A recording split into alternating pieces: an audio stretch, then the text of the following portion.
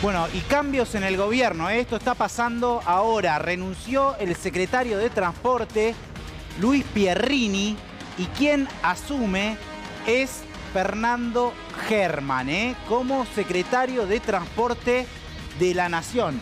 Una renuncia más en el gobierno, ¿no? Sí, estaba buscando justamente, Andy, el número de funcionarios que ya dejaron la administración de Javier Milei, porque tenemos en total 205 funcionarios, ¿no?, que se habían ido hasta esta última salida en todo el gobierno nacional, entre ministros, secretarios, bueno, subsecretarios. Eran 205, ahora tenemos entonces 206 recambios en el gobierno de Javier Milei. Y esto dice el comunicado oficial, porque esto es un comunicado oficial ya presentado por el Ministerio de Economía. El secretario de Transporte de la Nación, Luis Pierrini, presentó este miércoles su renuncia al cargo. ¿Adivinen por qué?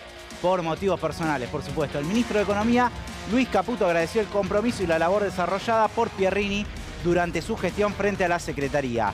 En su reemplazo asumirá como nuevo secretario de Transporte el arquitecto Fernando Herman, quien cuenta con una sólida trayectoria profesional vinculada al desarrollo de obras de infraestructura y a la gestión del sector. Dice, bueno, Herman es arquitecto, egresado de la Universidad de Belgrano, con orientación en sistemas constructivos especiales. Luis Pierrini, que renunció, estuvo menos de un año, Andy. Había asumido en mayo de 2025 para reemplazar al cordobés Franco Mojeta, ¿te acordás?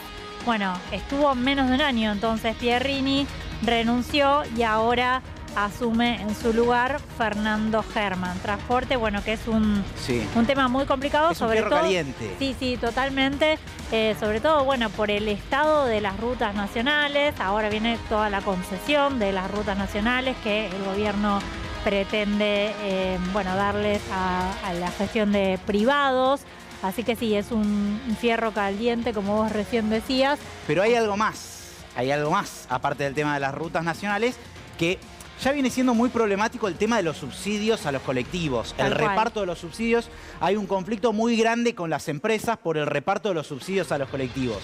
Pero además, ahora se suma un conflicto con la UTA, con el sindicato.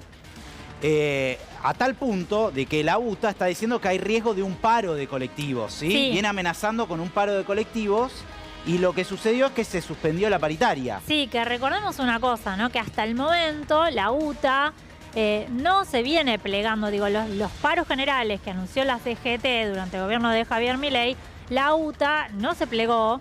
Entonces eso obviamente debilita muchísimo la medida de fuerza. Cuando vos tenés transporte, sobre todo en el AMBA, ¿no? Cuando tenés colectivo, sobre todo en el AMBA, el paro general no suele ser muy efectivo, ¿no? O por lo menos hay maneras de llegar a los lugares de trabajo.